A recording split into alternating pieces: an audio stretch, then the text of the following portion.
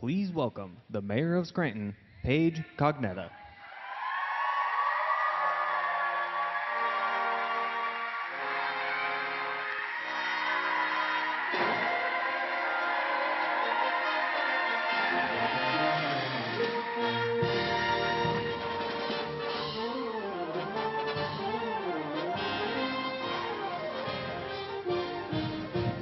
All right.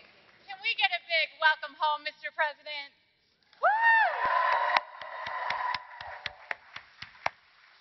It is so wonderful to be here with all of you. You know, we were thinking, President's coming, what can we do to make this day special? So at our recent pop-up city halls, we had coloring sheets for kids, and we asked them the question, why do you love Scranton? And so many of them said, the people. Lovely people, people who help each other. This community has each other's backs. And we know that our president, Joe Biden, knows this. It is part of his DNA. And we see it in all of the incredible legislation that he has put through as President of the United States.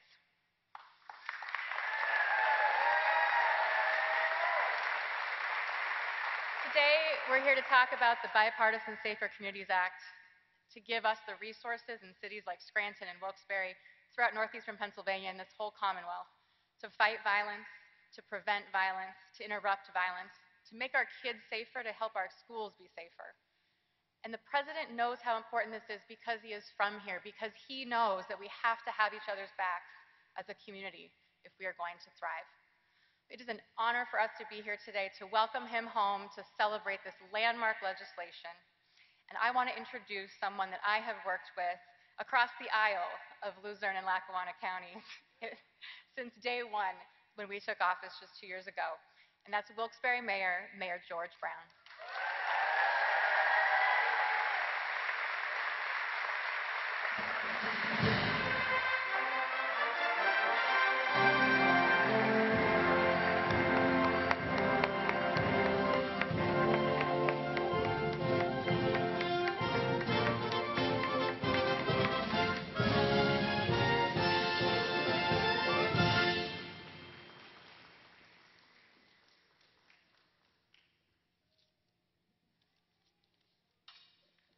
How do I upbeat Mayor Paige Cognatti? I don't think I can, but I'm going to try. Folks, go ahead, have a seat, please. Down.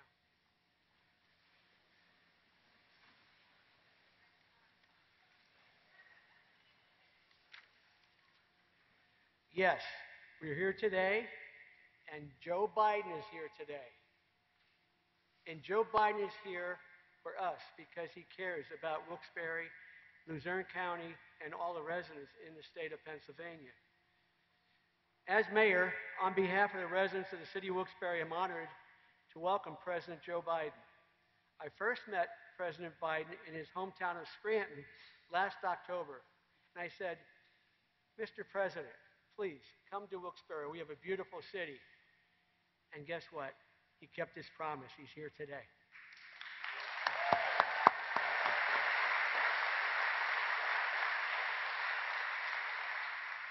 I want to thank the members of the Biden-Harris administration for making this visit possible.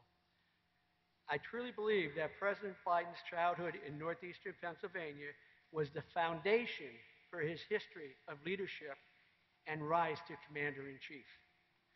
The citizens of northeastern Pennsylvania are resilient, and they truly care about their neighbors, much like President Joe Biden. Mr. Biden has stood up for the American people through the implementation of the American Rescue Plan, the Bipartisan Infrastructure Law, and the Inflation Reduction Act. These initiatives are investments that make our community stronger, healthier, and safer. By implementing multiple programs through the American Rescue Plan funds, my administration was able to financially assist residents, businesses, and nonprofits most impacted by the COVID-19 pandemic. With a focus on public safety, we're able to utilize the planned funds to enhance public safety for residents, businesses, and owners of businesses throughout the entire community. Now, the American Rescue Plan funds have allowed our police to obtain updated equipment to serve and protect the city of Wilkes-Barre. We're able to purchase 10 new police cars. We're buying 10 bicycles, so our police will be on bicycles in the neighborhoods, pure community policing. And we've also purchased other visibility intel that we're going to be using. Things like cameras that will be on body cameras that we have now on all of our officers. But also, we're going to be increasing the technology by purchasing a gunshot detection technology throughout the city of Wilkes-Barre.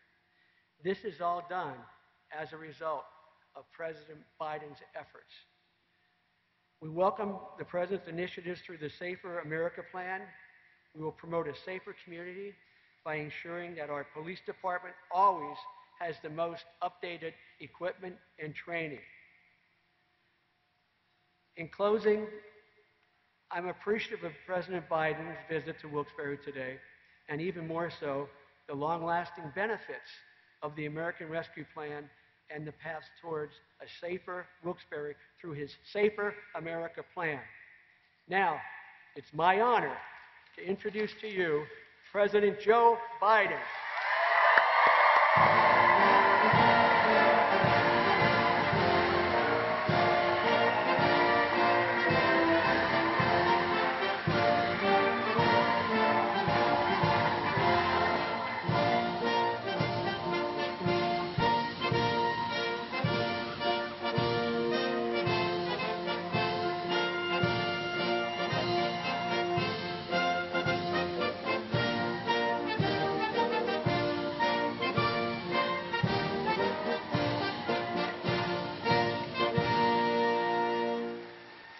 Mr. Mayor, thank you. Wait. Before you walk down, I wanted the Caseys to come up with me because where I come from, Scranton's Casey's country. We got raised in the same neighborhood in Greenridge, not far from two of the best little candy shops in the whole country. And I just wanted to they can't deny me. That's why I wanted them up here. I want them to know. And by the way, this guy has more integrity in his little finger than most people have in their whole body. That's why I love working with him. Welcome home. And like me, he married way up. Way up. Thank you very much. Appreciate it.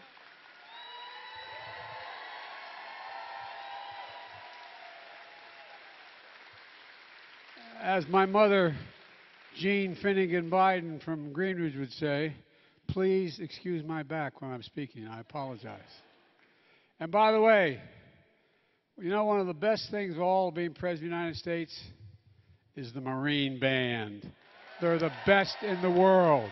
Stand up, guys. They are the very, very, very, very best.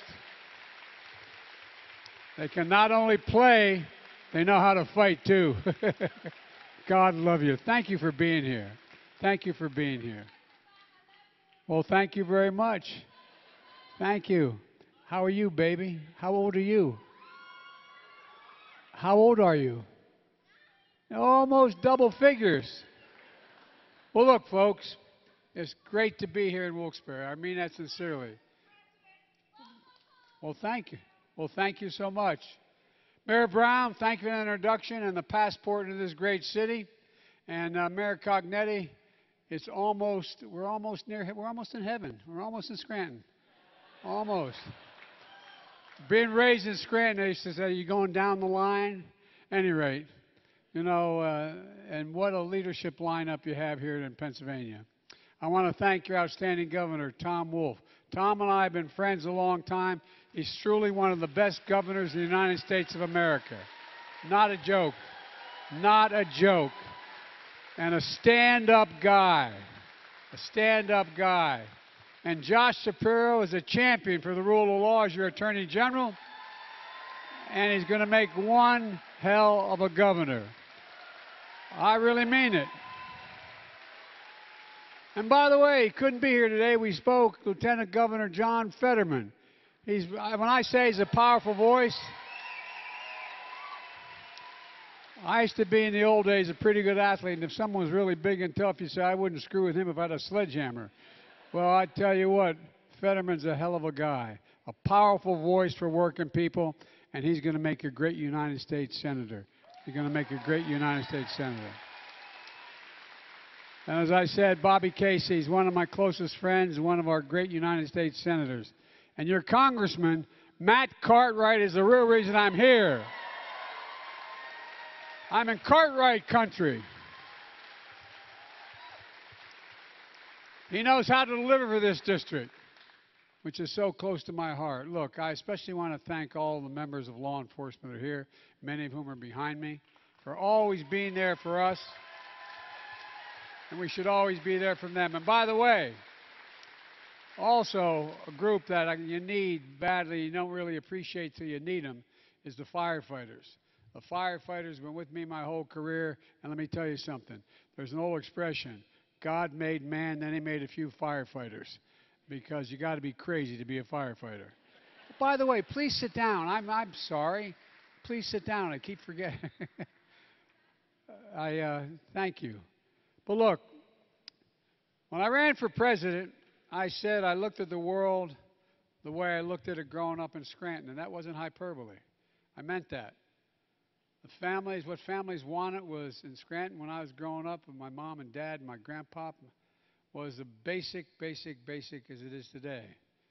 A decent job, the opportunity to be treated with dignity. Everyone, my dad would say, everybody's entitled to be treated with dignity, just simple dignity. The fact is that they want to be able to go to good schools, in safe neighborhoods, a decent place to live, and just a fair shot for their kids. You know, a peace of mind knowing your kids can go to school or the playground or the movies or the high school game and come home safely, not have to think about it. But for too long, too many families haven't had that peace of mind. They watch the news and they see kids being gunned down in schools and on the streets. Almost every single night you turn the news on, that's what you see. They see their neighbors lose their loved ones to drugs like fentanyl, which is a flat killer. They see hate and anger and violence just walking the streets of America. And they just want to feel safe again. They want to feel a sense of security. And that's what my crime plan is all about. You know, I call it the Safer America's Plan. And both your members of Congress voted for it. It's based on a simple notion. When it comes to public safety in this nation, the answer is not defund the police, it's fund the police. Fund the police.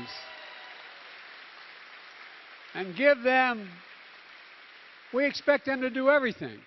We expect them to protect us, to be psychologists, and to be sociologists. I mean, we expect you to do everything. I'm not joking.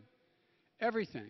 You realize more police officers are killed dealing with domestic violence than anything else? You realize that?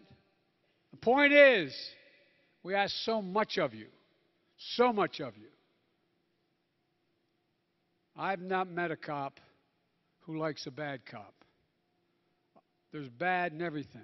There's lousy senators, there's lousy presidents, there's lousy doctors, there's lousy lawyers. No, I'm serious.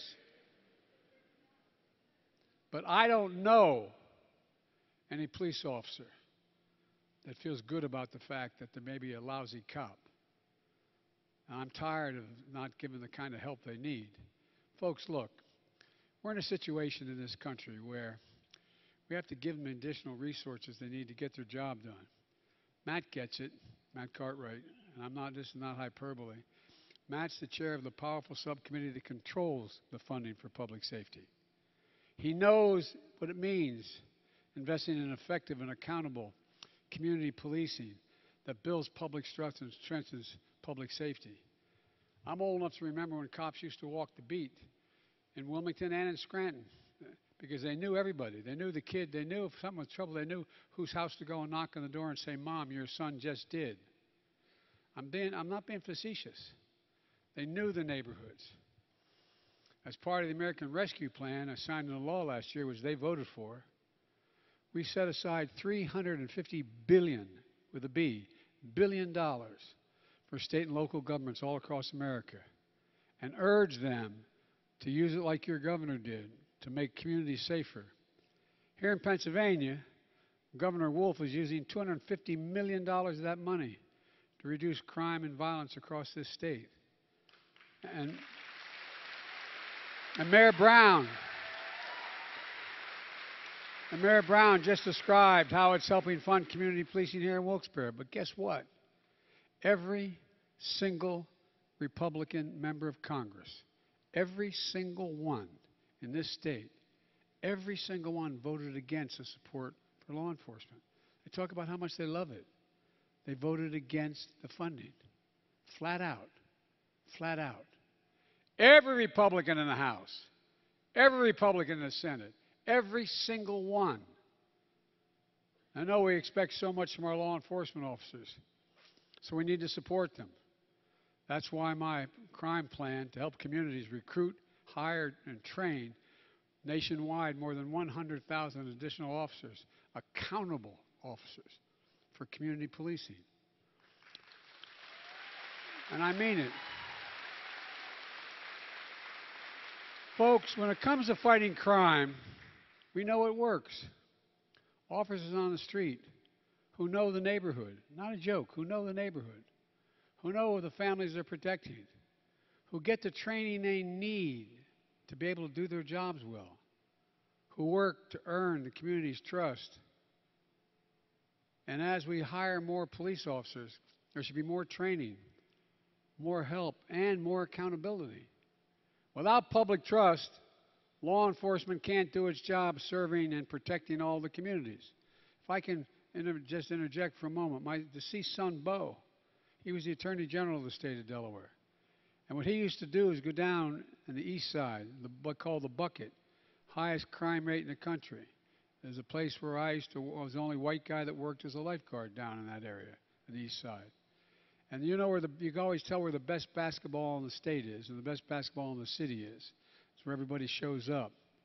He'd go down and hang out and sit on a bench with my grandson, who's now 17 years old.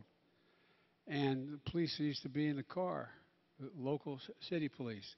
And he'd walk up and bang on the window. Say, "Get out of the car, damn it, meet these people. Let them see you. Let them know you. Let them know who you are." Well, the truth was, remember what happened to community policing? We went from having enough cops on the street to cities doing well and then deciding they don't need more police officers. So they reduced the police forces. So you didn't have 2 cops in every vehicle. You had 1 cop in every vehicle. And I don't blame 1 cop for not getting out in some certain neighborhoods, not getting out of the car. And what happens is, it used to be, I can remember that when my son was the Attorney General, he'd go around in the tougher neighborhoods, and he would ensure that every single cop gave his cell phone number to the local liquor store owner, the local church, the local grocery store, the local hamburger joint. So if there's a problem, they pick up the phone and call. Because what do people not want to do in tough neighborhoods? They don't want to be the one identified as turning so-and-so in. I remember going on the east side in Wilmington in one of those old Victorian 2-3-story apartment buildings, and going up to see a woman whose name, she's passed away, but won't mention her name now, and stand in that rotunda, that part that stuck out around the building, and she'd say, "Joey, I know what's going on. They all plan it downstairs. I can hear them, but I'm afraid to tell anybody. Afraid to tell anybody. The gangs." And so I got her so that I got a phone number for the local cops. She'd call. They promised not to identify her because they knew there'd be retribution. And the crime rate began to drop for real, not a joke. You got to know people. You got to know, and you got to be able to trust the police. The police have to be able to trust the community. But we slipped away from that. We have a hell of a lot fewer cops today than we did when I wrote that initial crime bill. But now we got to get back to it. And by the way, I'm not making the case there aren't bad cops. There's some really lousy cops. There's some really lousy doctors. There's really lousy lawyers. I mean it. But here's the point. As we've seen too often, public trust is frayed and is broken. And it undermines public safety when it gets frayed. It literally undermines safety. Families across the country have to ask, why in this nation, for example, so many black Americans wake up knowing they could lose their life just by living their lives. If you come from neighborhoods like I come from and down in Delaware, if you have a 16 or 17-year-old son and he gets a driver's license, you sit down and say, look, if you get stopped, put your hands on the wheel. Don't do anything. Just, I'm being serious. I'm being serious.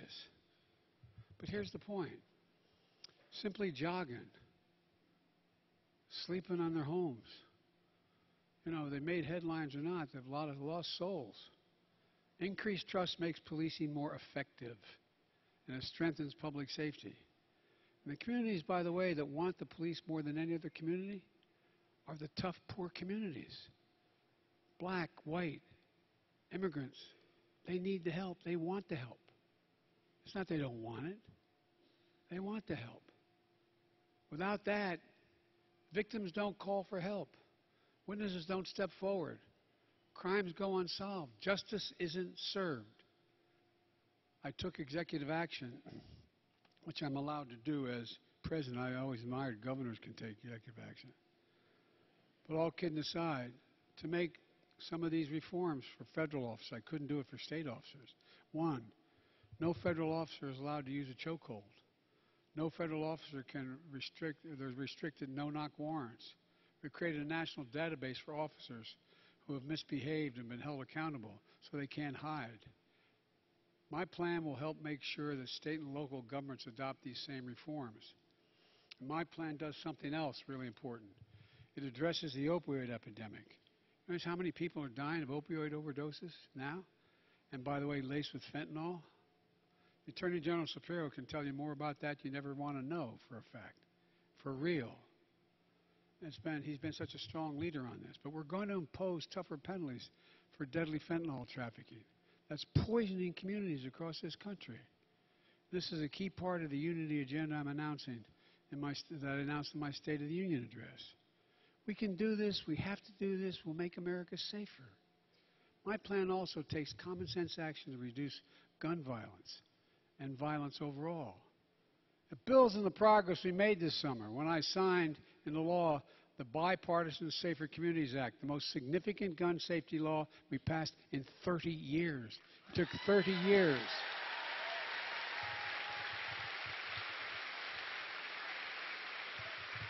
And we beat the NRA.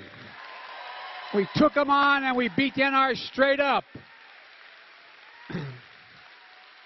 You have no idea how intimidating they are to elected officials.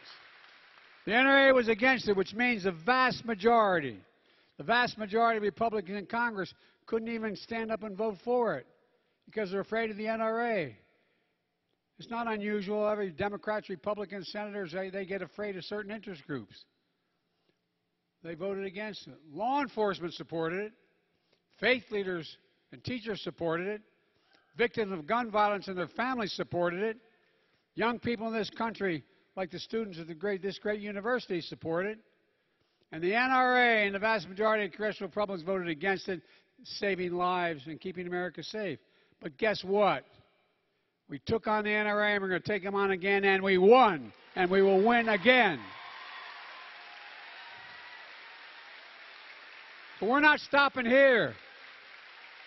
I'm determined to ban assault weapons in this country. Determined. I did it once before, and I'll do it again. For many of you home, I want to be clear. It's not about taking away anybody's guns. In fact, we should be treating responsible gun owners as examples how every gun owner should behave. I have 2 shotguns at home. It's a long story, but I'm not opposed to guns. But I support the Second Amendment, and I support the Second Amendment. But the Second Amendment, as one of the most conservative justices in history, Justice Scalia once wrote, quote, like most rights, the rights granted by the Second Amendment are not unlimited. They're not unlimited. Right now, you can't go out and buy an automatic weapon. You can't go out and buy a cannon. And for those brave right-wing Americans who say it's all about keeping America's independent and safe, if you want to fight against the country, you need an F-15. You need something a little more than a gun. No, I'm not joking. Think about this. Think about the rationale that's used to provide this. And who are they shooting at? Shooting at these guys behind me. Folks, look. I went to every major school shooting and around in the country since I was a chairman of the Judiciary Committee all the way through as vice president and president. Over 48,000 people died from gunshot wounds in 2021 in the United States of America. Over 26,000 by suicide. When guns are the number one killer, listen to this now, the guns are the number one killer of children in America. Of children, and number one. More children die from guns than active duty police and active duty military personnel combined. Hear that again? More children in America die from guns than active duty police and active duty military in the United States combined. We have to act. We have to act for those families in Buffalo, Uvalde, Newtown, El Paso, Parkland, Charleston, Las Vegas, Orlando. I've been to every one of those sites. Sit down with those parents. I spent 4 hours last time. Met with every single one of the parents and families that lost someone. See the looks on their faces. Think about it. Think about the devastation that's occurred. We have to act for all those kids gunned down on our streets every single day that never make the news. There's a mass shooting every single day in this country, in the streets of America, every single day. You have to act so our kids can learn to read in school instead of learning to duck and cover. Literally, schools all across America. Kids are showing up.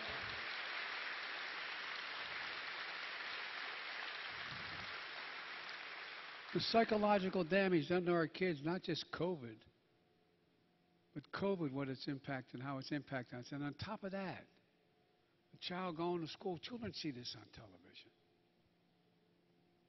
You know, we're living in a country awash with weapons of war. Weapons that weren't designed to hunt or designed to take on an enemy. That's what they were designed to do. For God's sake, what's the rationale for these weapons outside of a war zone? They inflict severe damage. When I was recently in Uvalde,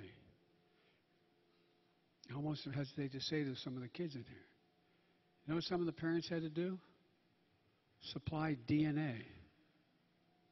Supply DNA. Because the AR-15 just rips the body apart. Could not identify the body. A 20-year-old kid can walk in and buy one? DNA to say that's my baby. What the hell's the matter with us? No, I'm not joking. Think about it. What are we doing? And by the way, my dad used to love to hunt in the Poconos when we lived in Scranton. How many deer or bear wearing Kevlar vests? Huh? Not a joke. Do you realize the bullet out of an AR-15 travels 5 times as rapidly as a bullet shot out of any other gun? 5 times, is lighter, and can pierce Kevlar.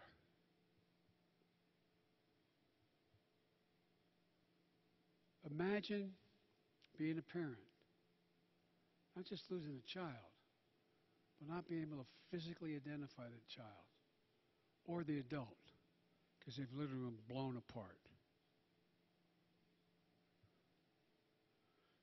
We equip our service members with the most lethal weapons on earth to protect all of us, protect Americans. But we require them to receive significant training, extensive background checks, mental health assessments.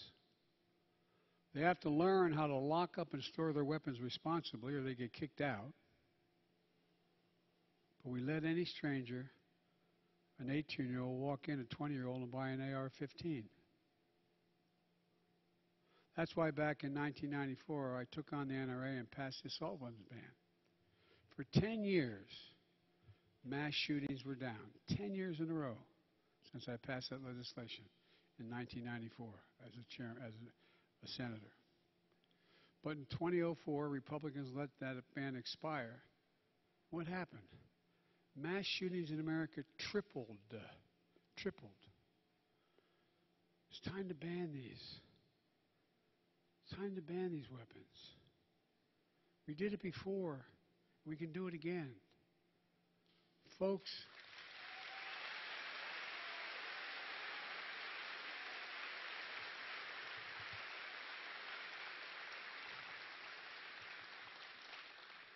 it's time to hold every elected official's feet to the fire and ask them, are you for banning assault weapons, yes or no? Ask them. If the answer is no, vote against them.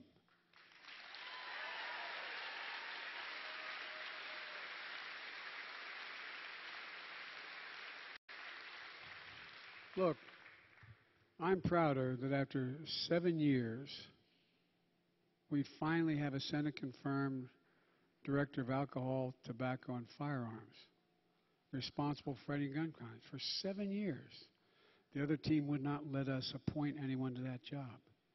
Incredibly important job to help local law enforcement, federal law enforcement, identify the ballistics, a whole range of things. For 7 years. We finally got it passed this time out, barely. 7 years because they didn't want anybody in that job. My plan gives the Bureau the funding to hire more agents, to stop gun trafficking. And by the way, there's a lot of states that don't allow you to purchase certain weapons in the state. But just cross the state line and go buy it next door. Bring it across the state line. Keep guns out. You know what the Mexicans are... Mexico, which has real problems, causing us real problems, you know what their biggest complaint is? Can't we stop gun trafficking across the southern border into Mexico? There are certain gun dealers that are basically not gun dealers, they're wholesalers, providing the weapons to anybody who will have the money. Folks, look, we can help local law enforcement. We can solve more gun crimes if we have someone heading up, which we finally do, this organization that's designed to track this kind of behavior.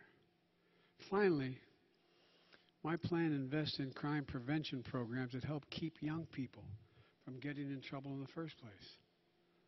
Under my plan, communities can, one, provide after-school and summer job programs they get paid for. More access to mental health and drug counseling. More social workers and housing to keep people off the streets instead of when they get out of jail to get $25 and a bus ticket and end up under the same bridge that they were under before.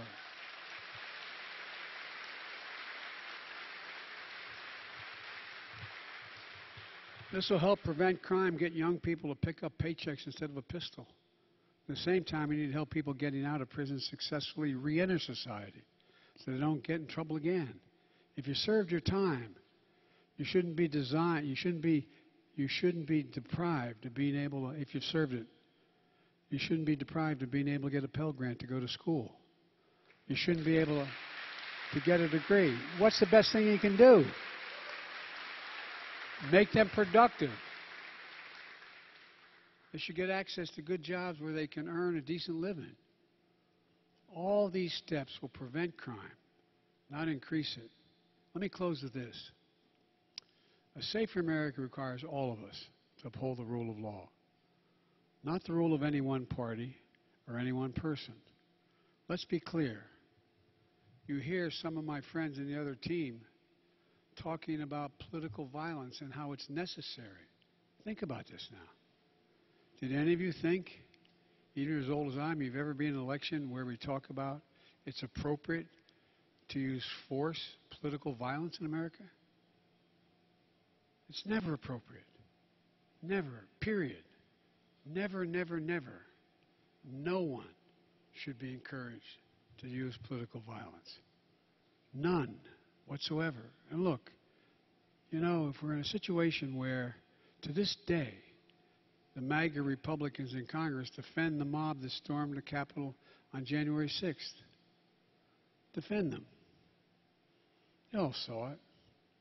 I don't care how frustrated you are. You know, when I showed up, one of the things I learned as president, even though I'd been vice president for 8 years and done a great deal of the foreign policy for the administration, I showed up at a meeting of the major democracies called the G7. And I sat down. It was in England. And I sat down for this 3-day conference, and I said, America's back. And Macron, president of France, turned to me and said, for how long? For how long? They made a discussion with Schmidt and all that. I mean, just for how long? And one of them said to me, imagine, Joe, if you turned on the television in Washington, D.C., and saw a mob of 1,000 people storming down the hallways of the Parliament, breaking down the doors, trying to overturn an outcome of election, and killing several police officers in the meantime. Imagine. Imagine what you'd think. Think about what the world saw. Not what we saw, what the world saw. Did you ever think the United States that would happen? What I find even more incredible is the defense of it. Cops attacked and assaulted, speared with flagpoles, sprayed with mace, stomped on, dragged, brutalized. Police lost their lives as a result of that day. Police lost their lives. One of the officers said it was worse than anything he had experienced in war in Iraq. So let me say this to my MAGA Republican friends in Congress. Don't tell me you support law enforcement if you won't condemn what happened on the 6th. Don't tell me.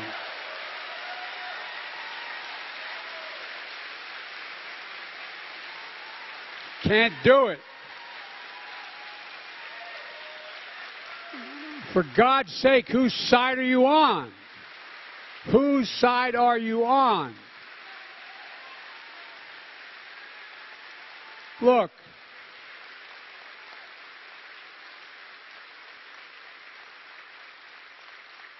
You're either on the side of a mob or the side of the police. You can't be pro-law enforcement and pro-insurrection.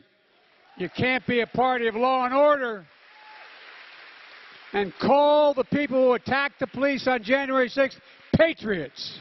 You can't do it. What are we teaching our children? It's just that simple. And now it's sickening to see the new attacks on the FBI, threatening the life of law enforcement agents and their families for simply carrying out the law and doing their job. Look, I want to say it as clear as I can. There's no place in this country, no place, for endangering the lives of law enforcement. No place. None, never, period. I'm opposed to defunding the police. I'm also opposed to defunding the FBI. Look,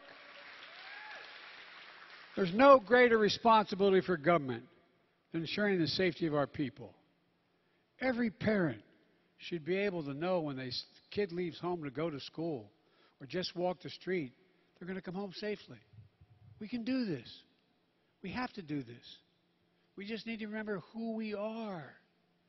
We are the United States of America.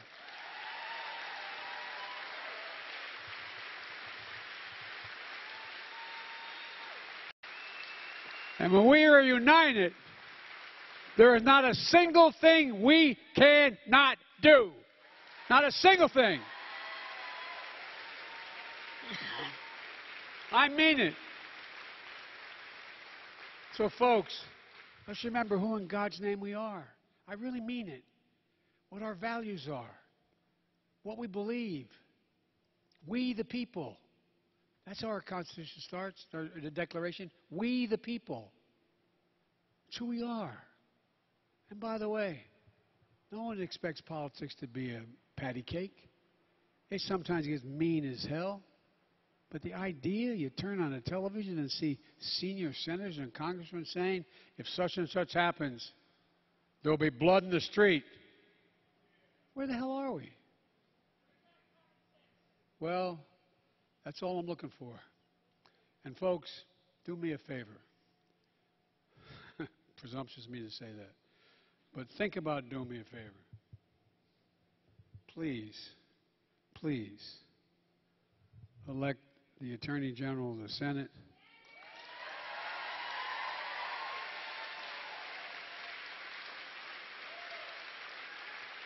Elect that big old boy to be governor.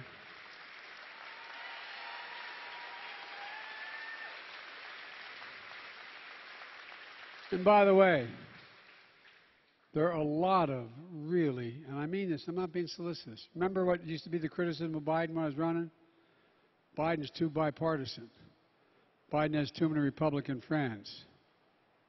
There's a lot of Republicans I've worked with for all the years in the Senate. I got a lot done. We respected each other. When we disagreed on principle. We then went and had lunch together. Not a joke. What in God's name has happened to that in the United States of America? So, folks, let's bring it back. We can do this. God bless you all, and may God protect our troops. Thank you, thank you, thank you.